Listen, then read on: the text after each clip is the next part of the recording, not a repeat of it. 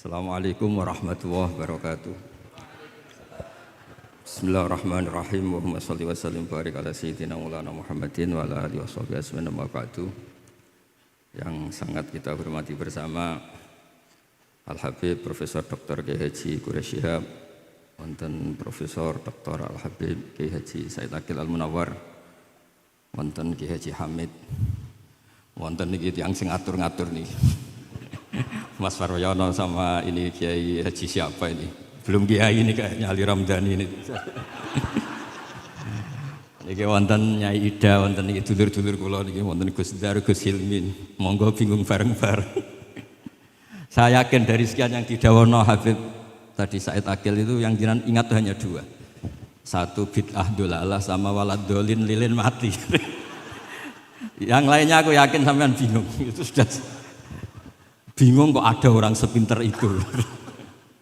Tapi alhamdulillah barokahnya beliau Sayyid, terus kita mau nyaingi itu sudah kecil hati. Sudah kalah nasab, kalah nasib. Sudah kita yang gampang-gampang saja. Tapi saya serius. Begini ya, masalah ulumul Quran itu. Saya dulu kalau diajarin bapak itu sering beliau cerita. Kamu cari sisi ekstrimnya. Sisi ekstrim itu begini, misalnya hudal lil muttaqin. Quran itu petunjuk bagi mereka yang takwa.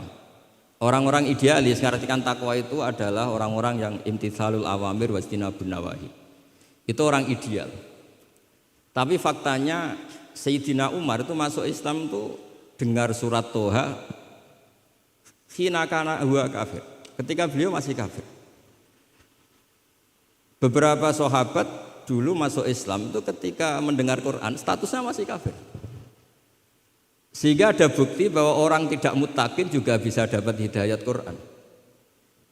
Nah barokahnya kita baca banyak, Quran itu bukan sekedar hudal lil muttaqin tapi juga hudal linnas. Lalu dianalisis, oh jangan-jangan lil muttaqin ini cara balaghah min babil iktifa, lil muttaqin wa ghairihim.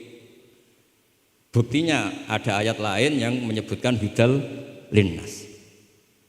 Ini itu awal dari disiplin ilmu, sehingga memang tidak bisa kita mengartikan Quran tanpa baca tafsir yang banyak. Kemungkinannya tadi tambah pintar atau tambah bingung tadi. Nah, soal kita tetap tidak bisa itu ya alhamdulillah, memang manusia didesain wa kanal insanu dzaluman jahula. Jadi kalau kita bodoh itu sesuai rencana Tuhan memang itu. Jadi tidak usah disesali, biasa aja memang.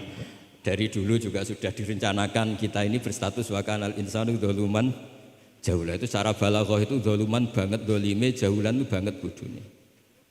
Banget dolimnya itu begini, andaikan kita ini orang baik, itu juga enggak mesti baik. Tadi dawuh Pak Quraisy itu saya sering memberi analogi.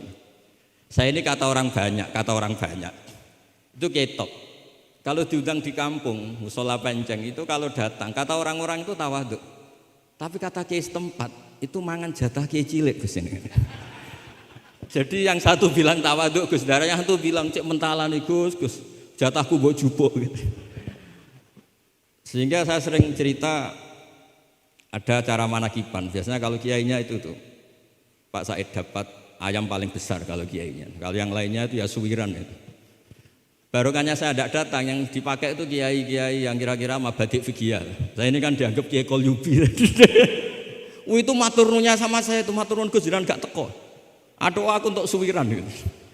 Karena sekali saya yang datang itu ya kira-kira bintangnya saya. Jadi kadang-kadang antara tawaduk dan ngambil jatah itu enggak jelas.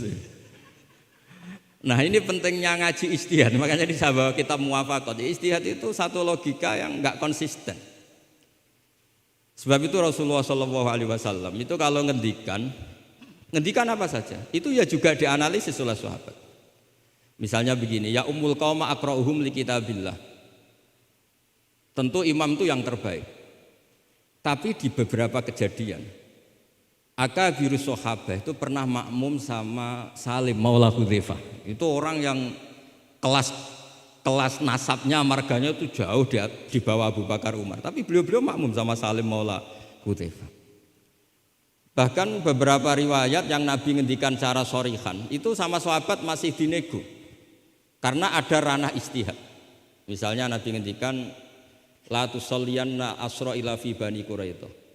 Ternyata mendekati Bani Quraidah kadati syamsu antahruba, matahari hampir terbenam. Sebagian sahabat berpikir kita harus sholat di sini karena matahari mau terbenam. Sebagian yang lain enggak, Nabi bilang jangan asar kecuali di Bani Quraidah. Separuh sholat asar, separuh enggak. Falam yu'annif ahadan minhum, Nabi enggak menyalahkan salah satu karena ini masalah apa? Ijtihad. Jadi ini matur juga Gus Samit, saya tadi dari rumah bilang sama keluarga, saya datang tapi mau pamit. Ini saya sudah mau jadi resi, mau uzlah. Karena ya itu tadi, kalau saya ngisi terus itu apa tawadhu, apa nutup jatahnya orang lain itu juga gak jelas. Nanti hisabnya itu apa ya, gak jelas. Bapak itu sering ngajari gitu. Pak itu kiai sepuh jadi imam masjid istiqomah sekali sampai tua. Itu istiqomah apa mau digenti kan? Itu istiqomah atau gak mau regenerasi. Jadi orang tuh biar mikir. Saya beri contoh sekian pentingnya ijtihad. Karena Rasulullah sallallahu alaihi wasallam idan sarafa min sholatihi aqbala alaina biwajhi. Sehingga banyak orang, banyak imam kalau habis sholat itu langsung menghadap ke makmumin. Kalau di Indonesia menghadap ke timur. Tapi di beberapa tabwibnya Imam Bukhari atau Tarjamatul Bukhari, beliau menyebut itu lil mauidhah. Buktinya setelah itu Nabi ngendikan ara'aitakum lailatakum hadhi. Kamu mimpi apa? Coba terangkan ke saya. Sehingga terus ada yang mempraktekkan boleh menghadap ke makmumin kalau li ta'lim atau lil mauidhah. Tapi banyak juga ulama yang menganalisis itu bentuk maklumat anna sholata inqadat, bahwa sholat itu selesai. Takutnya Nabi kalau tetap menghadap ke barat sesuai bentuk duduk tawarruk atau tahiyat akhir atau itu nanti dikira Nabi fi sholat. Sehingga orang yang datang kemudian Allahu Akbar makmum sama Nabi itu bahaya betul dalam bab sholat. Karena rabtus sholat biman laisa fi sholatin. Berarti makmum tadi menggantungkan sholatnya dengan orang yang sudah tidak sholat. Sehingga dibutuhkan sikap memaklumatkan kalau sholat itu inqadat. Dengan cara apa? Boleh menghadap ke timur, boleh menghadap ke utara kalau dalam konteks Indonesia. Kalau kata Imam Syafi'i, ja'alul makmumin janibal yamin, berarti orangnya menghadap ke utara kalau enggak. Nah, analisis seperti ini penting karena Nabi memang enggak konsisten. Kadang aqbala alaina biwajhi, kadang istaghfara salasan suman sorofa, kadang apa. Sehingga barokahnya ilmu itu akan luar biasa. Tadi juga disebutkan menyangkut bid'ah.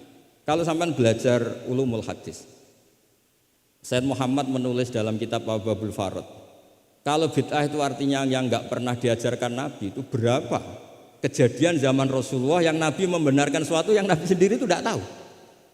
Masyhur itu ada sahabat ketika i'tidal bilang Rabbana lakal hamdu hamdan katsiran thayyiban mubarakan fi. Kita tahu ajaran Nabi adalah Rabbana lakal hamdu mil'us samawati atau mil'as samawati wal ardh. Sehingga setelah sholat Nabi tanya, ayyukumul qail, siapa tadi yang melafadzkan itu? Semua sahabat itu diam. Karena takutnya Nabi menyalahkan. Ternyata Nabi ngendikan, tadi siapa yang melafadzkan itu? Fa inni ra'aitu isna asyara malakan yabtadiruna ayyuhum yaktubu awal. Anggap ini kontes kecerdasan, makanya beliau itu cerdas banget. Ben sawangane ana kiye Jawa cerdas, ibu-ibu cerdas. Ajane kula niku nggih sungkan.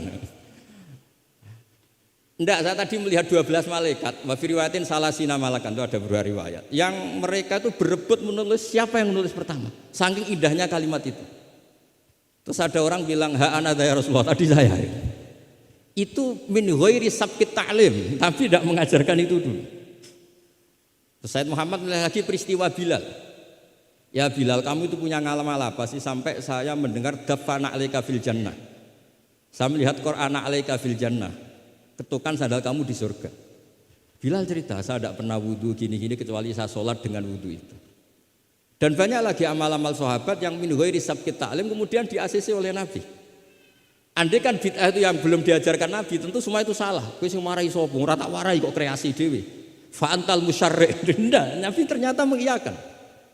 Yang ketiga yaitu peristiwa kulhu.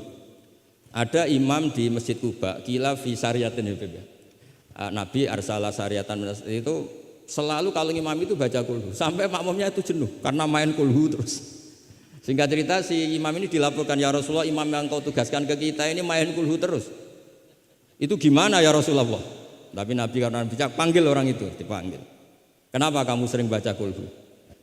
Li anna suratal ikhlas sifatur rahman fa ana uhibbuha. itu surat yang benar-benar hanya menerangkan Allah sehingga saya suka. Kalau surat lainnya itu kan surat proposal. Misalnya Anda bilang ujibu